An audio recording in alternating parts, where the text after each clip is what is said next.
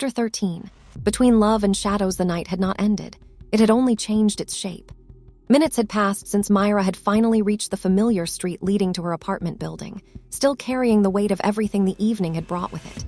Inside, Abir had woken from his sleep just minutes earlier, sensing his mother's return before she even reached the door.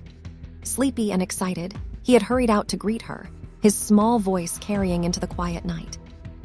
Mira smiled when she heard him, unaware that something else was listening too, something watching from the shadows, waiting for the perfect moment to reveal itself. Izek moved silently, a shadow among shadows. The vampires didn't notice him at first. He wasn't there to confront them yet.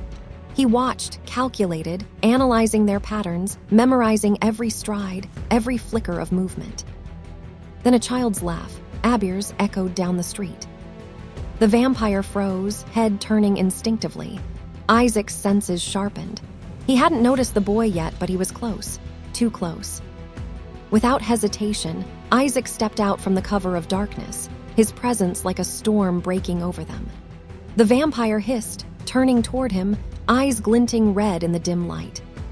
"Stay back," Izek growled, voice low, controlled, yet carrying a weight no human could ignore. The creature snarled, but Izek's gaze, steady and impossibly intense, held it at bay.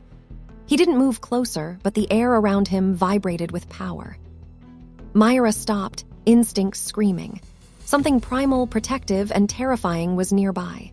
She turned just in time to see a figure, tall, dark, and impossibly focused, standing between her son and danger. Her heart leapt, relief mixed with awe, but also fear. "Izek," she whispered under her breath, half in disbelief. He nodded once, eyes never leaving the vampire, advancing, and Mira felt the truth settle in. He was here to protect them, even from shadows she didn't fully understand. The vampires hesitated, calculating. Izek's presence, the latent power, the sheer unspoken ferocity was enough to make them reconsider. Slowly, carefully, they melted into the night, leaving the humans untouched. Izek exhaled, tension rolling off him in waves. Mira ran to him, pulling Abir close. "What are you doing here?" she said, voice trembling. I don't know how you do that." He looked down at her, eyes softening for just a moment.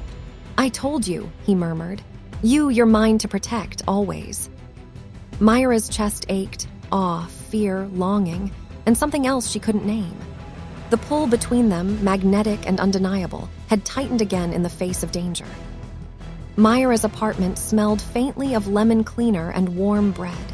She hadn't baked in weeks, but the memory of it lingered like comfort. She fidgeted with her keys as she stepped inside, heart thudding against her ribs, and glanced at the door behind her. "Izek," she whispered, her voice catching slightly. You actually came." He shifted his weight, brushing a lock of wet hair from his forehead.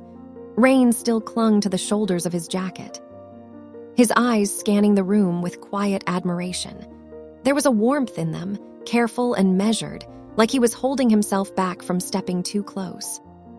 Mira swallowed hard, suddenly aware of how small the apartment felt, how close he already was without moving.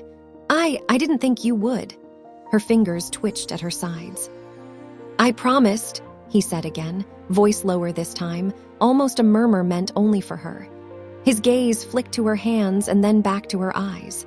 There was a softness there, a pause in the storm of his usual control.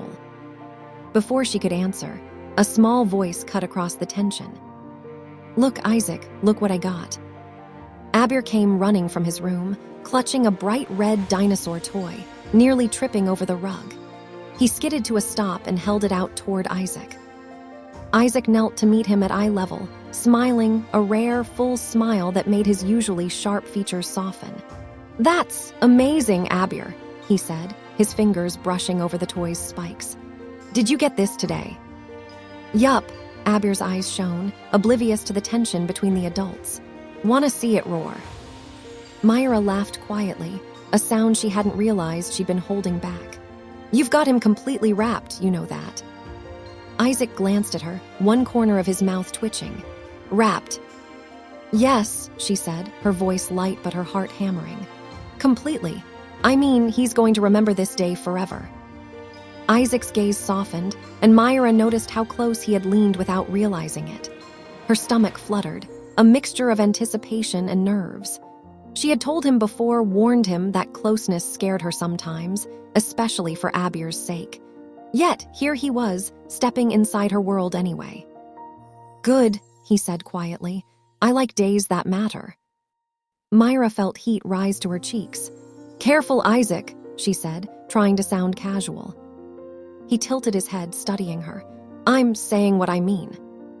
Her chest tightened, and she blinked rapidly, trying to hide the flutter in her stomach. He took a slow step closer. The space between them shrank by inches, each one heavy with unspoken tension. Her breath caught. The pull was too strong, the moment too fragile. Before she could react, he reached out, brushing a damp strand of hair from her face. His fingers lingered longer than necessary, and the warmth of his touch burned through her caution. Myra's hands lifted on their own, resting lightly on his forearm. She could feel the muscle beneath his sleeve, the steady thrum of his pulse, a rhythm she wanted to memorize. "You're beautiful," she whispered, her voice trembling. "And you're reckless." Her laugh was nervous, soft, a fragile sound that matched the rain tapping against the windows. She looked down, then back up, and found herself inches from his face. "Maybe I like being reckless," she admitted. He smiled faintly, and then, just like that, he closed the distance. His lips brushed hers in a kiss that was tentative, testing, gentle but filled with promise. Myra's heartbeat raced. She wanted to pull back, wanted to remind herself that she hurt him, but she couldn't, not completely.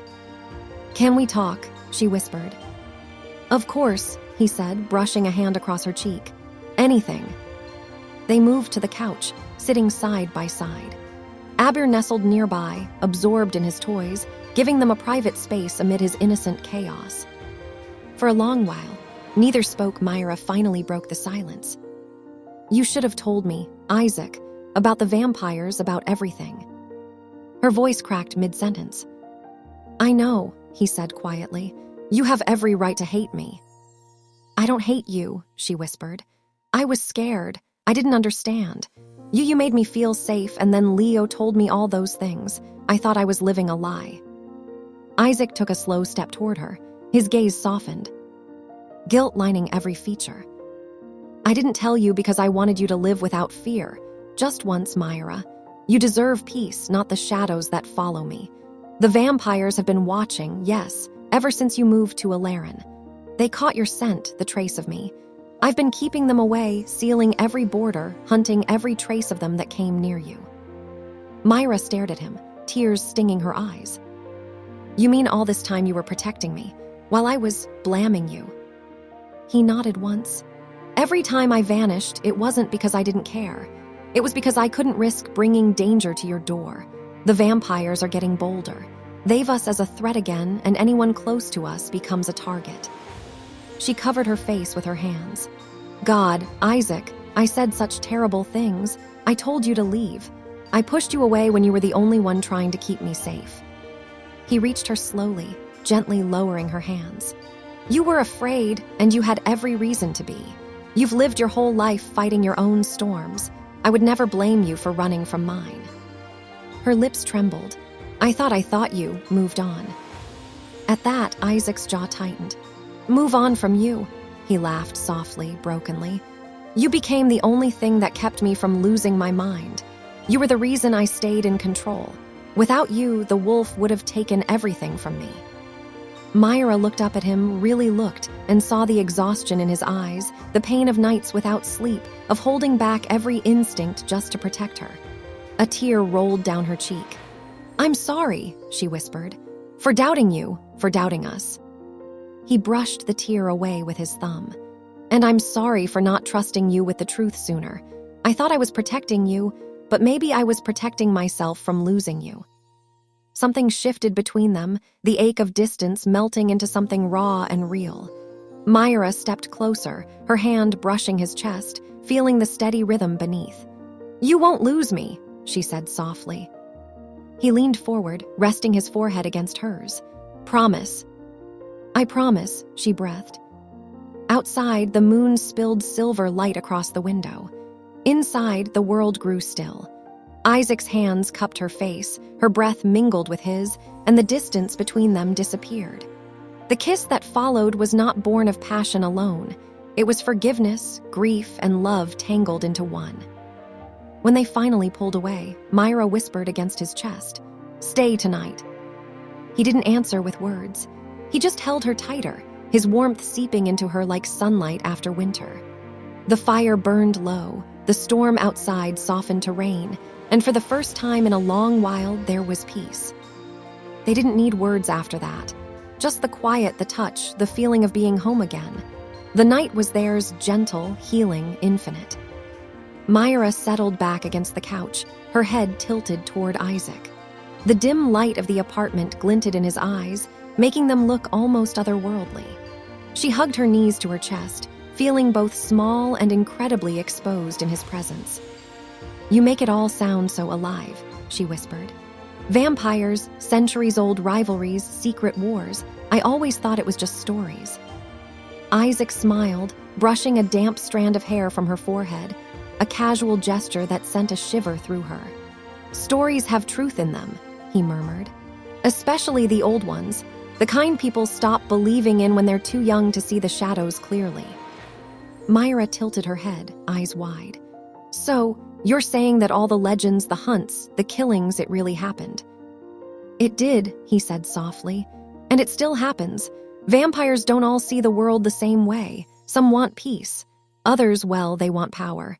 They'll feed, destroy, and fight for it. That's why my pack exists, to keep balance, to protect people who don't even know what's out there." She shivered slightly, both at the chill of his words and the warmth of his hand lingering on hers. "And you're a part of that world. You've been fighting these creatures all your life." Izek nodded, his gold eyes darkening with memories. "More than I care to admit. Some of it is ugly, some of it necessary." He leaned closer, his shoulder brushing hers. "And now, because of you and Abir, it's personal." Izek's hand reached up, brushing against her jaw lightly, tilting her face so he could look at her properly. Her breath caught, and she felt a heat rise to her cheeks. She looked away, pretending to examine the rug. But her shoulder pressed against his, and she could feel the subtle shift of his weight closer. Her hands twitched, wanting to touch him, wanting to see if this closeness was real. Abir, oblivious to the tension, piped up again. "I want to hear more about the vampires. Tell me a story where the wolves beat the vampires." Izek chuckled, soft and warm. "Okay, but you have to promise to stay here and not scare your mom half to death." Mira smiled despite herself, letting the moment ease the tension slightly. "I promise," she said. "Good," he said, his gaze flicking to hers in a way that made her stomach flutter. He leaned back against the couch, and she shifted closer, instinctively seeking the warmth of him. Long ago, the wolves and vampires ruled in parallel shadows. Wolves hunted to protect humans, vampires hunted for survival, power, dominance. Sometimes their paths crossed violently. Sometimes friendships formed, rare but possible. Mira's eyes widened. Friendships between wolves and vampires. Izek nodded, his fingers brushing hers lightly, testing, lingering. "It's complicated. Some vampires respect us. Others see us as obstacles. The bloodlines, the grudges, they last centuries." She shivered, part from the story, part from the touch of his hand. "And your pack, you've seen all this." "All of it," he whispered. "Some things I can't forget. Some things I shouldn't tell anyone. But you, I trust you enough to tell you this." Their eyes met, and Mira felt her chest tighten. The weight of his trust, the intimacy of the moment, made her heart ache in a way that words couldn't capture. She lifted her hand tentatively, brushing the back of his hand. His eyes softened, and he leaned closer until their foreheads nearly touched. "You make it hard not to get lost in you," she whispered. He smiled, faint and almost shy, his thumb brushing her knuckles.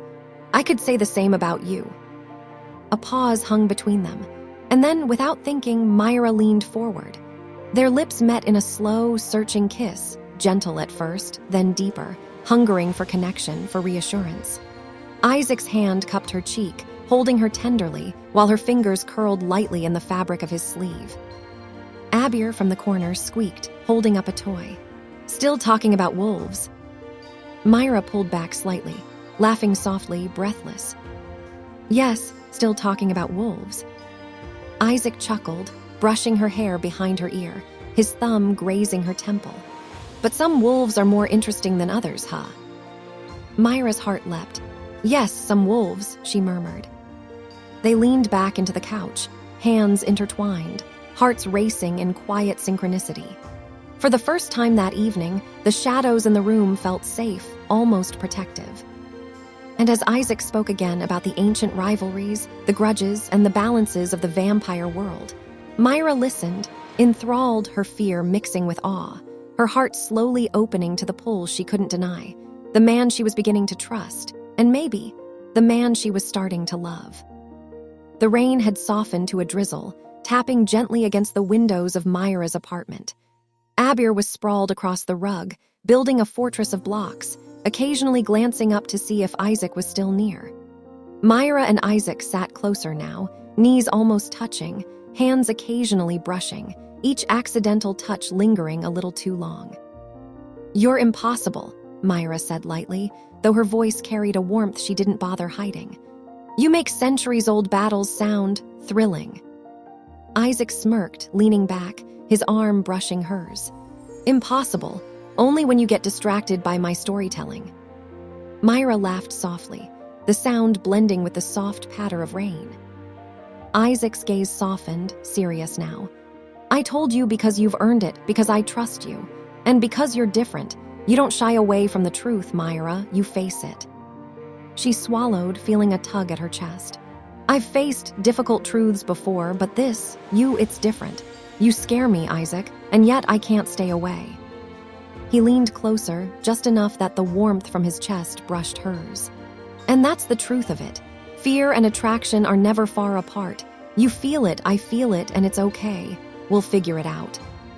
Her breath caught, and she let herself lean just a fraction closer, drawn by the magnetic pull she couldn't resist. "You know," she whispered, voice soft, "sometimes I forget you're not like anyone else I've met." He tilted his head, studying her face. "That's because I'm not, and maybe that's why we fit, even in the strangest of ways." For a long moment, they just sat there, letting the quiet fill the room. Their hands brushed again, lingering intentionally this time. The tension hummed between them, silent but palpable. Abir, completely unaware, waved a block in the air. "Look, a castle for the wolf." Izek chuckled, ruffling the boy's hair gently. "I approve. Strong walls and plenty of space for adventures." Myra's heart softened, watching him with her son. His protective nature, the way he handled Abir with care, the calm strength in his presence, it drew her closer, even as her fears tugged at the edges of her mind. "Izek," she said, her voice low, "how do you handle it? All the danger, the fights, the anger in you." His hand found hers, fingers intertwining. "It's not easy. Some days it's unbearable. But moments like this with you, they make it worth it. They remind me why I fight, why I stay controlled, why I protect." Her eyes glistened, emotions swirling between awe, fear, and desire. "I want to be someone who helps, not just watches." He leaned closer, brushing his nose against hers, a playful intimacy that made her heart race. "You already are, by just being here, by trusting me, by letting me in." The storm outside had quieted to a whisper, leaving only the soft, intimate hum of their shared space. Myra's hand found his cheek, feeling the warmth beneath the damp hair. Their foreheads touched, their breaths mingled. And then, almost instinctively, their lips met again, slow, searching, filled with the weight of unspoken confessions. Izek's hands cradled her face, hers rested lightly against his chest. When they finally parted, breathless, Mira rested her head against his shoulder. "I never thought someone like you could feel like this. Real, safe." Izek pressed a kiss to the top of her head. "It's because you make me feel human too, in ways I never thought possible." She tilted her head back, eyes locking with his, laughter dancing at the corners of her lips. "Maybe we're both discovering what it means to be alive in the middle of chaos." he chuckled, brushing a finger along her jaw. Alive and very, very dangerous together. The room seemed to shrink around them. Just the three of them. The rain whispering against the windows, the warmth of hands and hearts mingling, and the soft hum of a world that felt infinite in that moment. And Mira realized something that night. Love didn't have to be perfect to be real. It just had to be brave, and brave she could be. The apartment was quiet again. Abir had fallen asleep on the couch halfway through his story about toy cars and superheroes. His little hand still clutched one of the figures, his breathing steady and soft. Mira tucked the blanket up to his chin, brushing a kiss to his forehead before turning back toward Izek. He was standing near the window, the city lights painting his face in gold and shadow. His shirt was slightly damp from the rain, collar open, the outline of muscle and quiet strength beneath. For a long moment, she just watched him, that stillness in him that never looked entirely human. The way he seemed too aware of the world around him, as if the night itself spoke to him. When she stepped closer, he looked up. Their eyes met, and the air shifted. "Thank you for coming," she said softly. "I didn't think you actually would." "I said I would," he murmured, his voice rough, low, like thunder pressed behind words. "I just needed to make sure it was safe." "Safe," she repeated, half smiling. "With you, it never really is." He turned at that, meeting her gaze fully. "You still invited me." "Yeah," she whispered. "I did." Silence, the kind that hums with everything unsaid. The storm outside had softened to a drizzle. Drops of rain clung to the glass, distorting the glow of street lamps. In that quiet light, Izek looked impossibly young, but his eyes carried lifetimes. Mira realized then that the danger she felt around him wasn't just about what he was. It was about what she wanted. She took a step forward. He didn't move away this time. And for the first time since she'd met him, she saw hope. He reached for her hand slowly, as if afraid she'd vanish. When their fingers met, his touch was warm, grounding. The pulse beneath his skin thrummed fast, wild, human, alive. "Mira," he whispered, "you don't know what you're doing to me." She smiled faintly, heart pounding. "Maybe I do." He laughed, quiet, disbelieving, and the sound broke something open between them. He stepped closer. The world seemed to shrink to the space of their breathing, the thrum of blood, the scent of rain and her shampoo, his heartbeat like a drum against her chest. When his hand brushed her cheek, her breath caught. His thumb traced her jawline, slow, reverent. She leaned into his touch without thinking, eyes fluttering shut. And when he bent his head, she met him halfway. The kiss was soft at first, hesitant, uncertain, like testing the edge of something sacred. Then deeper, a slow surrender. Her fingers found the back of his neck. His hands rested against her waist, holding her like she was both fragile and the only thing keeping him alive. Time blurred. There was nothing left but warmth and pulse, and the quiet sound of rain against glass. When they finally broke apart, both were breathless.